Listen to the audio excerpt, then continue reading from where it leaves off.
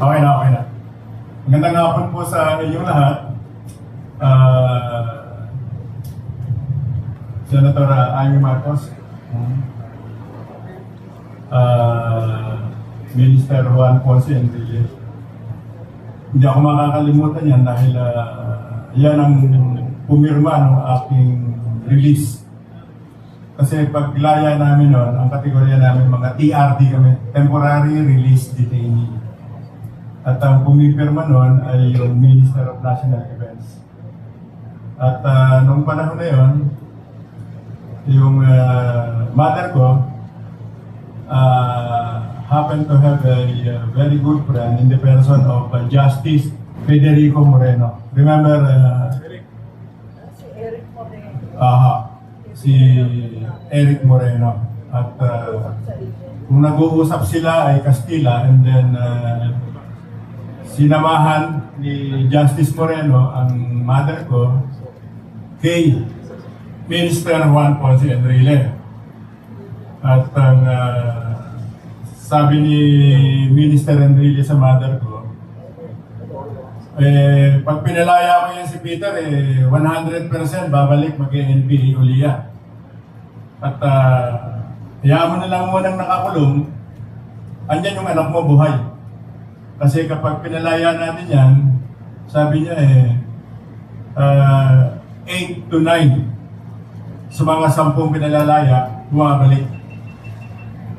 So, at any rate, moving forward, to cut the long story short, naawa din yung si Minister Enrile noon sa nanay ko at ako'y nabigyan ng temporary release. Okay, quickly, gusto kong balikan yung magbigay ng opinion tungkol dun sa pinag-usapan yung martial law. Ito po ay hindi legal opinion because first of all, hindi naman ako lawyer.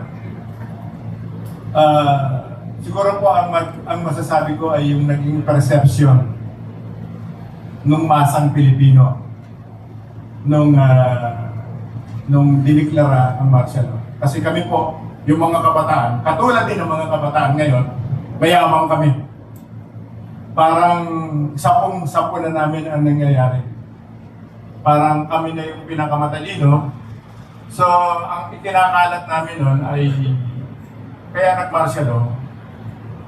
Hindi naman pinag-uusapan kung ano ang dahilan bakit nag-martial law ang presidente. No? Kaya nag-martial law, simple lang yan. Ayaw umalis sa poder ni Marcos. No? Perpetuation to power lang yan. No? Ganyan lamang ang yung tinatawag na yung propaganda line, no? So hindi ho pinag-uusapan diyan yung mga usaping legal, no? We don't bother to talk about it. Ang importante ay nagbebenta ka ng kasinungalingan sa masa. Yan ho yung that's how we were trained, no? Nakatulad din ng mga anak ninyo ngayon. Yung mga nanditong mga magulang, yung kanilang slogan na hands off our children. So, ano ho yan sabi ko nga kay Direk nang muna kami magkaharap. Ako Direk, yung MIM, yung Made in Malacanang Mall, yan yung last 72 hours lamang. Yan yung kwento lamang ng mga kasambahay ng mga Marcos sa Malacanang yung last 3 days. Parang nagchichismisan lang sila na inoobserbahan nila yung galaw ng presidente kasi madalas nagkikwentuhan sila sa kusina, no? So, yun ang account nila. Sabi ko, itong pag-uusapan natin, sabi ko, hindi 72 hours, hindi 1 month, hindi 1 year, sabi ko.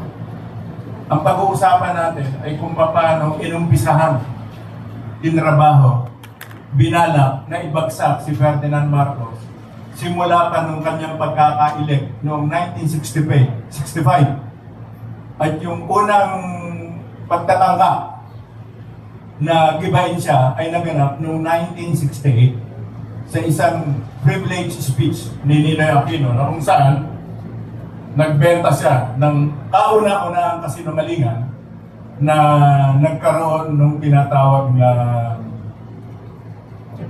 yung Jabida Massacre, no? Na allegedly merong isang Muslim, no? Na ang pangalan ay si Hairula na nakwento, lumangoy daw, no, mula sa Bataan hanggang doon sa Pampang ng Cavite na nasagip ng mga LP sa Cavite, no, sa pamumuno nila Montano, no? Ng mga Montano, ng mga LP stalwarts, ano? So, ang kwento, at yan ay naka-record yan, na allegedly 68 trainees, no? Ang pinatay, ang minasakir. Pinatay nila Major Martilino dahil na-discoveryhan itong mga trainee na to na ang kanilang misyon ay lulusob sila sa Sabah para bawiin yung property na yun sa atin, no? At gumawa ng kwento na mismo ang utos ay nanggagaling sa presidente. But ngayon, right this very moment as I speak, yung buong 68 na yun, 68, anong sinasabi? Ilan daw ang pinatay? Tinatanong kay Manong Jari. Ang pinabalita ninyo, ilan ang patay? ito po ay ayon dun sa privilege speech mismo ni Senator Ninoy na for the record 68 na ganun. Project Merdeka. Project Merdeka was a legitimate project of the government. I will not tell you what it is. Si Colonel Eddie Martelino, member ng Army, ang head ng project na yun. Ang asawa niya, taga Sulu, one of the islands of Sulu. You know that island where the women are beautiful women who are descendants of the Arabs who came to the Philippines to bring to us the Muslim faith. But that is beside the point. He recruited young men from that island and neighboring islands on a voluntary basis to train and be a part of Project Merdeka. They were brought after they assembled in Sulu. They were brought voluntarily to Corregidor. And during that period of training, they were training extensively in Corregidor. Some of those volunteers opted to withdraw. They changed their mind. But they were already on training and well beyond the period for training. They knew the objective. Naturally, the military did not want them to live. And so they tried to escape. And there was a firefight. Some of them died. Now, there was no massacre. There was no intentional effort to eliminate them. They fought. The people who were there were 300 of them. I think about 10 or 12 wanted to get out. They fought their way. The others will have to fight back. Now, this is Aruna. And this was the lie that was propagated by Wagner. Was supposed to have escaped. And maybe he escaped because he was found by fishermen at the middle of Manila Bay near Corregidor.